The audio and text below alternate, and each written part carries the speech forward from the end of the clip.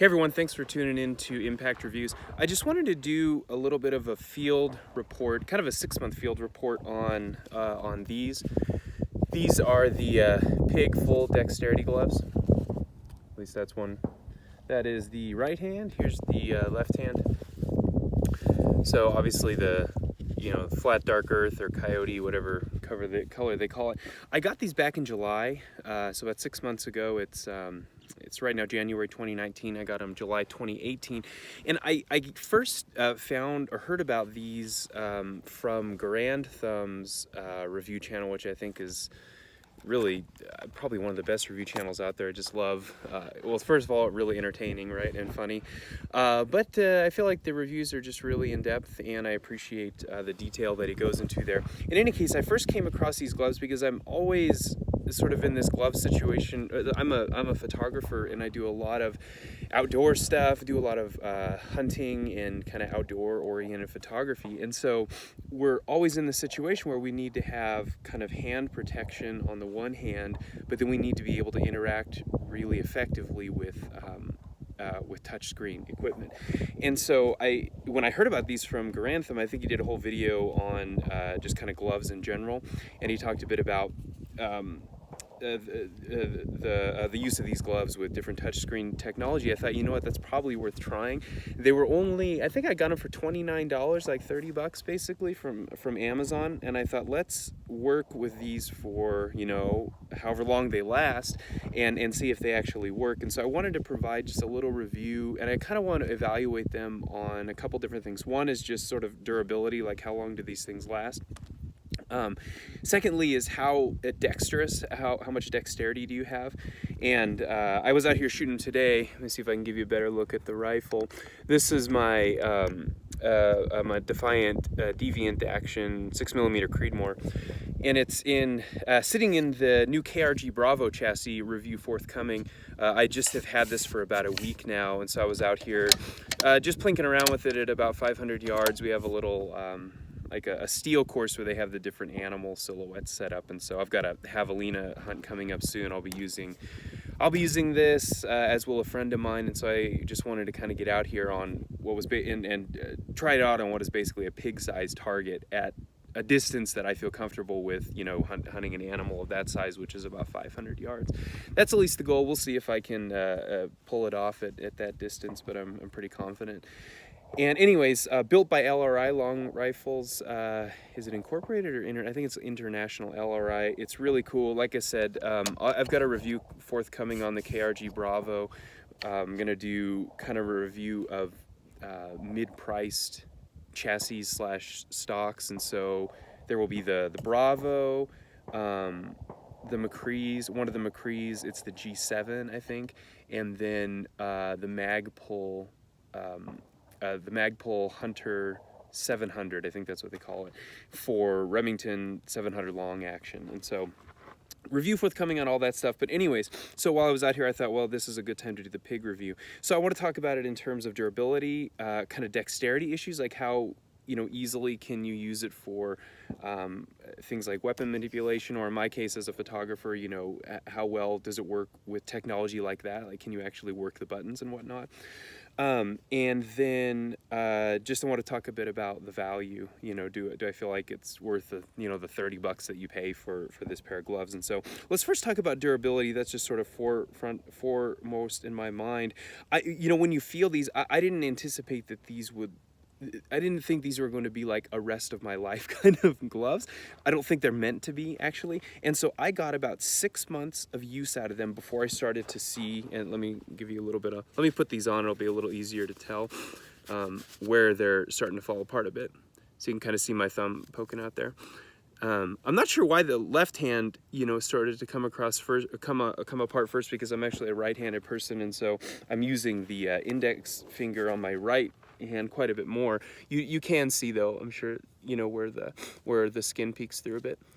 And this is the one the hand that I'd normally be using to interact with technology and just to sort of interact with the world. And so they have, after 6 months of basically every other day use, and sometimes pretty hard use. I've had these on, let me think about this. I did an antelope hunt in Wyoming. I did a sheep hunt. I did some photography for a sheep hunt here about a month ago in northern Arizona. Um, let's see. I had them on a deer hunt that I was photographing and videoing in the Kaibab. And yeah, so I think 3 full hunts.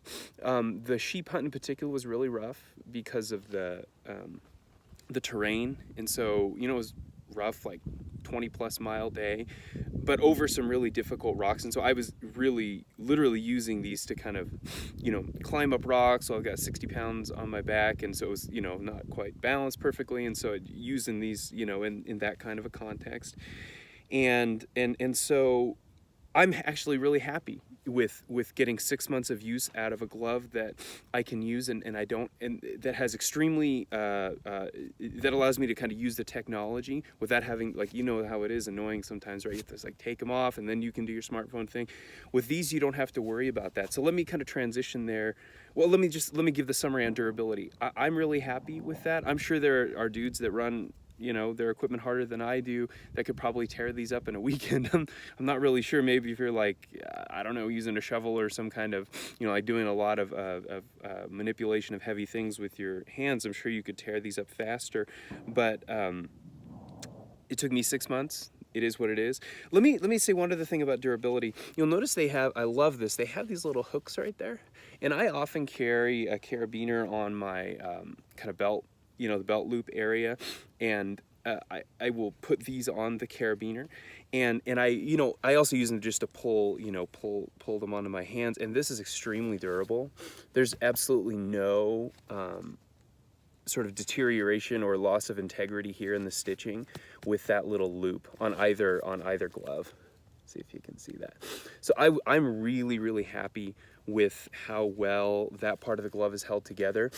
I think this will probably outlast the rest of the glove. I mean, it's a relatively low use area, right? But just it's important to consider, I think, with these attachment points that they're pretty durable.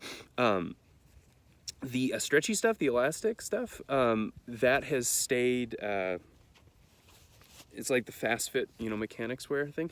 That has stayed really, it's retained its elasticity and, you know, closes in on your wrist so you don't get too much stuff kind of falling in there. That's the big deal for me with the elastic, is I like that it kind of covers over the wrist so you don't get dirt and crap, you know, falling into your gloves, which is really annoying. So basically on the durability front, the only place where I really see wear is on these finger areas, which is what you would expect, right? I mean, this is where you're gripping things.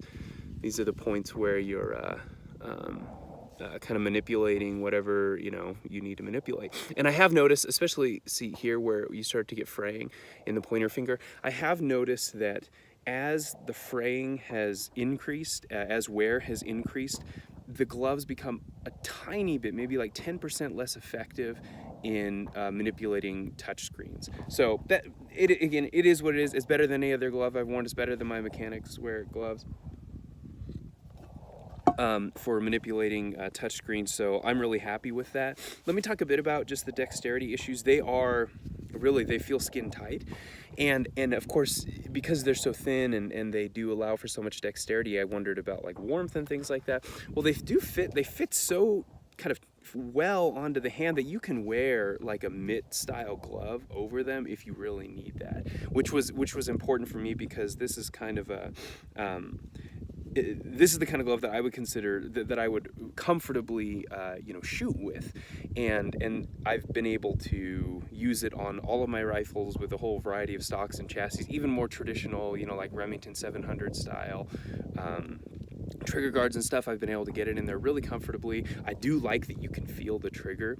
I don't ever, there are some gloves that, you know, they're so thick or they're even uneven in the padding around the fingers that you don't necessarily feel comfortable using it all the time behind a trigger, because you want to be able to sort of feel what's happening with that trigger. With these, I always feel really comfortable shooting with them, because I can basically just feel everything. They're so kind of skin tight. But sometimes your hands are going to get so cold, right, that you just need to wear something over, and you can very comfortably wear a larger set of gloves over these. So that's pretty cool. I'm really happy about that.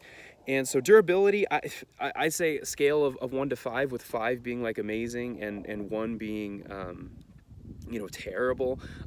I think I even feel bad. I'd say it's a 4, but from my perspective, that's not a negative thing. That's just the nature of the glove, right? And so, like, given other options in the field, it really is like a 4 and a 5. It's awesome for the other advantages you gain in dexterity and in manipulability, the ability to manipulate technology. It's really right up there, 4 and 5.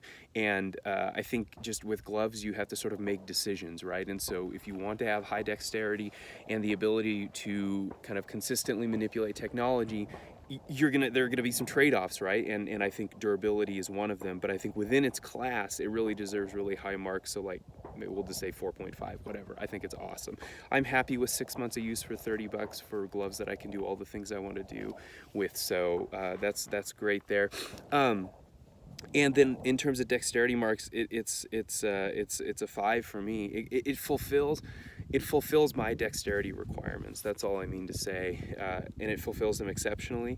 Like I said, as the glove starts to sort of fall apart, the ability to do some of that manipulation, and in some ways I should probably sort of separate the manipulability of technology from dexterity, but I'm kind of cramming them together here.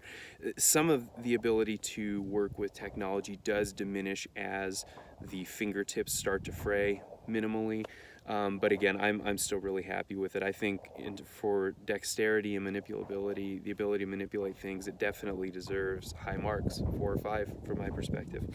And then finally is value. So, I wear them out in 6 months. Is this worth $29.97 or whatever it was? I think so. Let me put it this way. Let me put my money where my mouth is. I will be buying another pair. And this will kind of become a backup pair, I think, because I use them so frequently and they're so comfortable to wear. I mean, basically they're all comfortable as driving gloves too, because this stuff right here where it says pig, right up here, it's really grippy. I really actually like that, especially like with I was noticing this today. These polymer type chassis can be a little bit slippery, or they just don't have the same kind of like when you put your cheek on here, for instance, or when you put your hand on the chassis somewhere, they don't have as much resistance, kind of built-in resistance, as you would experience with like maybe a more traditional like fiberglass stock or even some chassis that have kind of built-in stippling or grooves or whatever. And so, but with this kind of material here, the sort of where it says pig and then this kind of leathery type material there, you can really grip things that are a little more slippery, and it works pretty well that way. So that was kind of a nice discovery that I found as I was manipulating my camera technology. So when I was out on the sheep hunt, we did get wet a couple times. We probably did 15 to 20 river crossings in one day, and so stuff gets a little bit wet, and some of the body of my camera. I think my Nikon D500 with me. It's like super built like a tank, and really good for sports scenarios because it's a crop factor, and you can put your full frame lenses on it and get a little bit more distance out of them. And so anyways, I was noticing that even though there was a little bit of moisture on them, that would normally cause a problem just with the bare hand, but with these I was able really to get a nice kind of a nice grip on them. And so yeah, in the area of dexterity, the ability to manipulate, super high marks, and value. So like I said, put my money where my mouth is. The value I think is really high. I will be buying a second pair. I think they come in like 2 to 3, maybe 2 colors. I know there's like sort of a gray. I think it's 3 colors. I think there's kind of a gray. Sometimes they call it like gunmetal or sniper gray, whatever.